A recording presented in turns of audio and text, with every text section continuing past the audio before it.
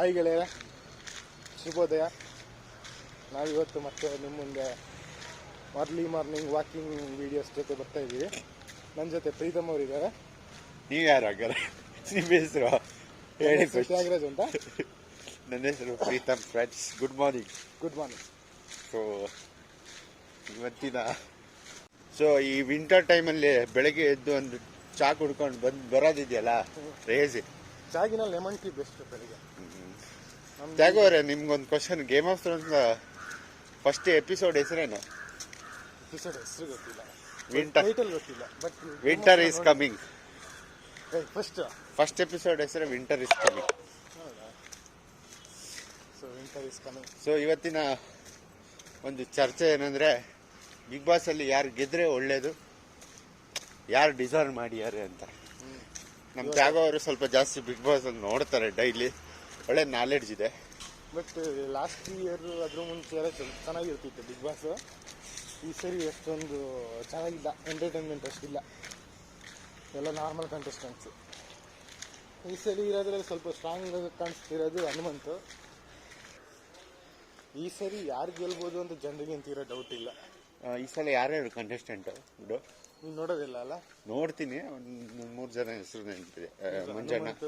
ಮಂಜಣ್ಣ, ರಜತ್, ಮತ್ತೆ ಮೋಕ್ಷಿತಾ, ತ್ರಿವಿಕ್ರಮ್, ಮೋಕ್ಷಿತಾ ಅವರು ಫೈನಲ್ ಬಂದಿದ್ದಾರೆ. ಅದು ಹೆಂಗೆ ಅಂತ ಈ ಸಲ ನನ್ನ ಪ್ರಕಾರ ಇದು ಬಿಗ್ ಬಾಸ್ ಒಂಥರ ಒನ್ ಮ್ಯಾನ್ ಶೋ ಥರ ಆಗಿದೆ. ಒನ್ ಮ್ಯಾನ್ ಶೋ ಅಂದ್ರೆ ಯಾರು ಫೇವ್ರೇಟ್ ಕಂಟೆಸ್ಟೆಂಟ್ ಇಲ್ಲ. ಬಟ್ ಆಲ್ಮೋಸ್ಟ್ ಜಾಸ್ತಿ ಸಪೋರ್ಟ್ ಇರೋದು ಹನುಮಂತ. ಒಂಥರ ವೈಲ್ಡ್ ಅಲ್ಲ, ಹಳ್ಳಿ ಹುಡುಗ ಅನ್ನೋ ಒಂದು ಸಿಂಪತಿ. ಗೇಮು ಚೆನ್ನಾಗಿ ಆಡ್ತಾನೆ. ಸೊ ತ್ರಿವಿಕ್ರಮ್ದು ಆ್ಯಕ್ಚುಲಿ ಅವನು ಗೇಮ್ ಎಲ್ಲ ಚೆನ್ನಾಗಿ ಆಡ್ತಾನೆ. ಬಟ್ ಆ ಕಡೆ ಈ ಕಡೆ ಎಂಟರ್ಟೈನ್ಮೆಂಟ್ ಅಷ್ಟಿಲ್ಲ. ಅಲ್ಲಿ ಲವ್ ಏನೋ ಆಗ್ತಿದೆ ನೆಟ್ಟಾಗೋರೆ. ಲವ್ ಅದು ಪ್ರೀತಿನೋ ಸ್ನೇಹನೋ ನನಗೆ ತಿಳಿದು ಬಂದಿಲ್ಲ. ಸ್ನೇಹನ ಪ್ರೀತಿನೋ ಗೊತ್ತಿಲ್ಲ. ಬಟ್ ಆಕ್ಚುಲಿ ಅದರಿಂದನೇ ಹಾಳಾಗ್ತಿರೋದು. ಆಕ್ಚುಲಿ ಮಂಜು ಅವ್ರ ಬಗ್ಗೆ ಏನು ಹೇಳ್ತೀವಿ? ಇವನ್ ಮಂಜು ಅವರು ಕೂಡ ಈ ಫ್ರೆಂಡ್ಶಿಪ್ಪು ಅದು ಇದು ಅಂತ ಮಾಡ್ಕೊಳಕ್ ಹೋದ್ರಲ್ಲ, ಹೌದು, ಅದರಿಂದಾನೇ ಜನಗಳ ಸಪೋರ್ಟ್. ಹೌದು, ಮಂಜು ಅವ್ರಿಗೆ ಒಳ್ಳೆ ಸಪೋರ್ಟ್ ಇತ್ತು. ಈ ಸಾರಕ್ಕಿಲ್ ಒಂದು ಬ್ಯಾನರ್ ಹಾಕಿದ್ರು, ನೀವು ನೋಡಿಲ್ಲ? ಸಾರಕ್ಕಿಲ್ 50 ಡೇಸ್ ಕಂಪ್ಲೀಟ್ ಮಾಡಕ್ಕೆ ಏನೋ ಒಂದು ಬ್ಯಾನರ್ ಏನೋ ಹಾಕಿದ್ರ. ಸೊ ನನ್ನ ಪ್ರಕಾರ ಮಂಜು ಅವರು ಒಂದ್ ಸ್ವಲ್ಪ ಡಿಸರ್ವ್ಡ್ ಅನ್ಸಿದ್ರು. ಬಟ್ ಏನೋ ಮೇ ಬಿ ಗೇಮ್ ಮಾಡಿಲ್ಲ.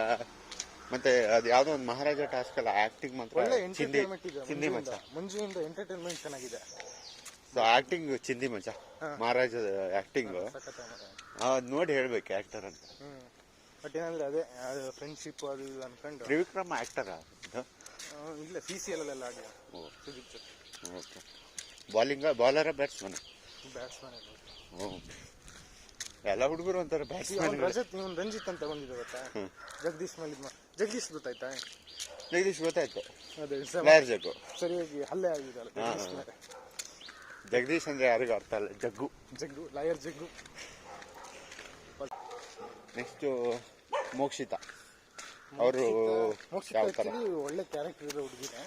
ಬಟ್ ಏನಂದ್ರೆ ಅವರಿಂದ ಎಂಟರ್ಟೈನ್ಮೆಂಟ್ ಏನಿಲ್ಲ. ಬಿಗ್ ಬಾಸಿಗೆ ಕರೆಕ್ಟ್ ಆಗಿರ್ತಕ್ಕಂಥ ಪರ್ಸನ್ ಅಲ್ಲ ಅವರು. ನನಗೆ ಎಲ್ಲೋ ಒಂದ್ ಕಡೆ ಶಾಕ್ ಆಯ್ತು ಫೈನಲ್ ಬಂದಿದ್ದು. ಆಮೇಲೆ ಗೇಮ್ ತುಂಬಾ ವೀಕ್. ಡಿಸರ್ವ್ ಇದ್ರು. ಅನುಷಾ ಅವರು ಸ್ವಲ್ಪ ಡಿಸರ್ವ್ ಅನ್ಸುತ್ತೆ ನನ್ನ ಪ್ರಕಾರ. ಅದೇ ಇವರು ಏನಾದ್ರು ಕ್ಯಾರೆಕ್ಟರ್ ಬಿಗ್ ಬಾಸ್ ಸೂಟ್ ಆಗಲ್ಲ. ಪ್ಲಸ್ ಇವ್ರಿಗೆ ಗೇಮು ಅಂತ ಏನು ಟಾಸ್ಕ್ ಗಾಡಿನೂ ಇಲ್ಲ. ಇವ್ರಿಗೆ ಕಂಪೇರ್ ಮಾಡಿದ್ರೆ ಗೌತಮ್ ಇವರು ತುಂಬಾ ಚೆನ್ನಾಗಿ ಆಡ್ತಾ ಇದ್ರು ಟಾಸ್ಕ್. ಬಟ್ ಜನಗಳಿಗೆ ಗೌತಮಿಗೆ ಜನಗಳ ಸಪೋರ್ಟ್ ಇರಲಿಲ್ಲ. ಈ ಮಂಗಳೂರವ್ರೊಬ್ರು ಧನರಾಜ್ ಅವರು ಎಲಿಮಿನೇಟ್ ಆದ್ರು. ಮೇ ಬಿ ಅವ್ರು ಫೈನಲ್ ಸೆಲೆಕ್ಟ್ ಆಕ್ಚುಲಿ ಇರ್ಬೇಕಿತ್ತು. ಬಟ್ ಏನೋ ಎಲ್ಲ ಉಲ್ಟಾ ಉಳಿಸ್ಕೊಂಡಿಲ್ಲ. ಒಳ್ಳೆ ಎಂಟರ್ಟೈನಿಂಗ್ ಪರ್ಸನ್. ಬಟ್ ತುಂಬಾ ಮೆಂಟಲಿ ತುಂಬಾ ವೀಕ್ ಇದ್ರು ಅವರು. ಅಂದ್ರೆ ಹಳ್ಳದೆಲ್ಲ ಜಾಸ್ತಿ ಹಂಗಿರ್ಬಾರ್ದು, ಗಟ್ಟಿರ್ಬೇಕು ನಿಂತರ. ರಾಗಿ ಮುದ್ದೆ ಹೇಳ್ತಿದ್ದೆ. ಸೊ ನೆಕ್ಸ್ಟ್ ರಜತ್ ಅವ್ರ ಬಗ್ಗೆ ಏನ್ ಹೇಳ್ತೀರಾ? ಬಿಡ ರಜತ್ ನನಗೆ ಆಕ್ಚುಲಿ ಪರ್ಸನಲಿ ರಜತ್ ಇಷ್ಟನೇ. ಬಟ್ ಏನಂದ್ರೆ ಅವನು ಸಿಟ್ಟು ಮಾಡಿದಾಗ, ಕೋಪ ಮಾಡ್ಕೊಂಡಾಗ ಮಾತ್ರ ಇಷ್ಟ ಆಗಲ್ಲ. ಅದು ಏನ್ ಮಾಡ್ತೀನಿ ಏನೋ ಅಂತ ಅವನಿಗೆ ಗೊತ್ತಾಗಲ್ಲ. ಅಂದ್ರೆ ಏನೋ ಒಂದು ಪರ್ಸನಾಲಿಟಿ ಇದೆ ಅಂತ ಎಲ್ಲ ಅದು ಸಿಟ್ಟು ಬಂದಿಲ್ಲ ಅಂದ್ರೆ ಒಳ್ಳೆ ಎಂಟರ್ಟೈನಿಂಗ್ ಪರ್ಸನ್. ಚೆನ್ನಾಗಿ ಮಾತಾಡ್ಕೊಂಡು ಚೆನ್ನಾಗಿರ್ತಾನೆ. ಬಟ್ ಒಂದು ರಗಡ್ನೆಸ್ ಇದೆ. ಹಾಂ, ಬಟ್ ರಜಾತ್ ಅವರು ಬಂದಿದ್ದೆ ಮಂಜು ಅವ್ರನ್ನೆಲ್ಲ ಡಾಮಿನೇಟ್ ಮಾಡೋಕೆ ಅನ್ಸುತ್ತೆ. ಇನ್ನೊಂದು ಹೇಳ್ಬೇಕು ಅನ್ಕೊಂಡೆ. ಕರ್ಸಿದ್ದಾನೆ. ಈಗ ವೈಲ್ಡ್ ಕಾರ್ಡ್ ಎಂಟ್ರಿ ಬಂದು ಫೈನಲಿಸ್ಟ್ ಆಗಿರೋದು ಗ್ರೇಟ್ ಆ್ಯಕ್ಚುಲಿ. ಗ್ರೇಟ್ ಅಲ್ಲ, ಇದುವರೆಗೆ ಯಾರೂ ಆಗಿಲ್ಲ ವೈಲ್ಡ್ ಕಾರ್ಡ್. ಸರ್ವೈವೇ ಆಗಲ್ಲ ಬಿಗ್ ಬಾಸ್ ಅಲ್ಲಿ ಯೂಶಲಿ. ರಜತ್ ಬಗ್ಗೆ ಅಷ್ಟೇ, ಏನಿಲ್ಲ. ಗೆಲ್ಲ ಚಾನ್ಸ್ ಇದೆ ಅಂತ ಹೇಳ್ಬೋದು. ಶಪಥ ಏನೋ ಮಾಡ್ಯಾರ ರಜತ್ ಅವರು. ಚಾನ್ಸ್ ಕಷ್ಟ, ಅದು ಜನಗಳು ಗೆಲ್ಸೋದು, ಅವ್ರು ಗೆಲ್ಲೋದಲ್ಲ. So it's depends. ಟಾಪ್ 2 ಅಲ್ಲಿ ಬಂದರೂ ಬರ್ಬೋದು. ಓಕೆ. ಭವ್ಯ ಅವ್ರ ಬಗ್ಗೆ. ಭವ್ಯ ನನಗೆ ಪರ್ಸ್ನಲಿ ಹೇಟೆಸ್ಟ್ ಕಂಟೆಸ್ಟೆಂಟ್ ಪ್ರೆಸೆಂಟ್. ಯಾಕಂದ್ರೆ ಸ್ವಲ್ಪ ಇಮ್ಮೆಚೂರ್ ಕೂಡ ಹೌದು, ತುಂಬಾ ಅಗ್ರೆಸಿವ್ ಆಗಿ ಮಾತಾಡ್ತಾರೆ. ಬೇರೆಯವರಿಗೆ ಹರ್ಟ್ ಆಗುತ್ತೆ, ವಯಸ್ಸಿಗೆ ಬೆಲೆ ಇಲ್ಲ, ಕೊಡಲ್ಲ, ಬೆಲೆ ಕೊಡಲ್ಲ. ಆಮೇಲೆ ಏನ್ ಮಾತಾಡ್ತಿದೀವಿ ಅಂತ ಅವಳಿಗೆ ಗೊತ್ತಾಗಲ್ಲ. ಅದು ಬಿಟ್ರೆ ಅವಳೇನೋ ತುಂಬಾ ಚಿಕ್ಕವಳು ಅನ್ನೋದೊಂದು ಅಡ್ವಾಂಟೇಜ್ ಆಗಿ ತಗೊಳ್ತಾ ಇದ್ದಾಳೆ. ಚೈಲ್ಡಿಶ್ನೆಸ್ ಜಾಸ್ತಿ. ಸ್ವಲ್ಪ ಮಾತಾಡೋದು ಚೆನ್ನಾಗಿ ಮಾತಾಡೋದು. ಪೊಲೀಸ್ ಅವರಿಗೆ ನಾವು ವಿಡಿಯೋ ಮಾಡ್ತಿರೋದು ನೋಡಿ ಧನ್ಯವಾದ ಹೇಳೋ. Congratulation brother. ಭವ್ಯ ಅಷ್ಟೇ, ಅವ್ರ ಬಗ್ಗೆ ಏನು ಮಾತಾಡೋದಿಲ್ಲ.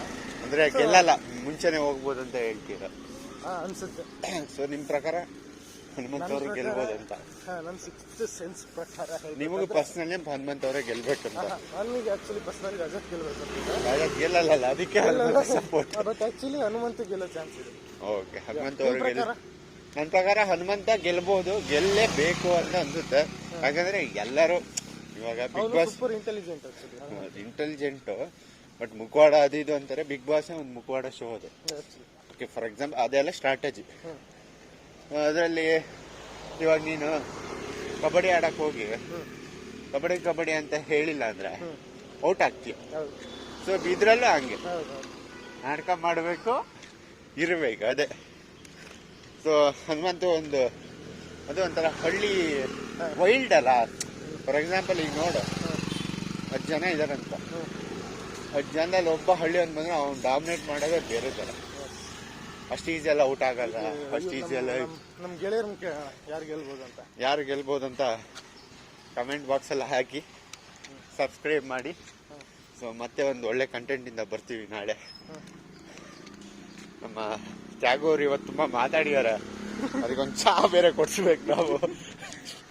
ಚಹಾ ಕುಡಿಯೋಣ.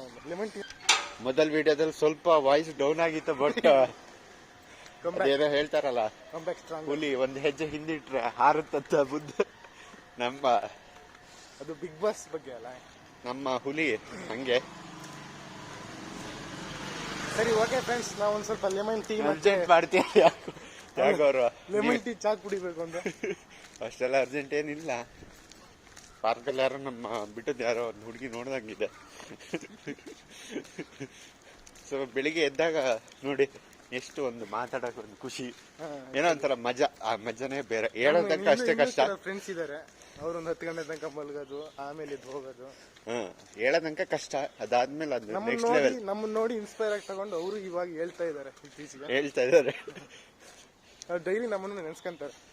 ಯಾರು ಬೋಳಲ್ಲ, ಇಂಥವ್ರು ನನ್ನ ಫ್ರೆಂಡ್ಸ್ ಅಲ್ವಾ ಅಂತ ನೆನ್ಸ್ಕೊಂತಾರೆ ಈಗಲೂ. ಸೊ ನೀವು ಸ್ವಲ್ಪ ಇನ್ಸ್ಪೈರ್ ಆಗಿ ನೋಡಿ, ಇದು ಒಳ್ಳೆ ಲಾರ್ಜ್ ಸ್ಕೇಲ್ ಹೋಗುತ್ತಂತ ಅಂದ್ರೆ ನಾವ್ ಇದನ್ನ ಇಂಪ್ಲಿಮೆಂಟ್ ಮಾಡಕ್ಕೂ ರೆಡಿ. ರೋಡಲ್ಲಿ ಪೋಸ್ಟ್ ಹಾಕೋದು ನಮ್ ಯೂಟ್ಯೂಬ್ ಗೋಲ್ ಇದೆ. ಹೇಳಿ ಅರ್ಲಿ ಮಾರ್ನಿಂಗ್ ಹೇಳಿ ಮಸ್ತಾಗಿ ಲೆಮನ್ ಟೀ ಕೊಡಿ. ನಾವು ನೋಡಿ ಎಷ್ಟೊತ್ತಿಗೆ ಇದ್ರು ಒಂದು ಲೆಮನ್ ಟೀ ಕುಡ್ದು ಮಜಾನೇ ಬೇರೆ. ರೀಸನ್ ಇದೆ ಲೆಮನ್ ಟೀ ಕುಡಿಯಕ್ಕೆ.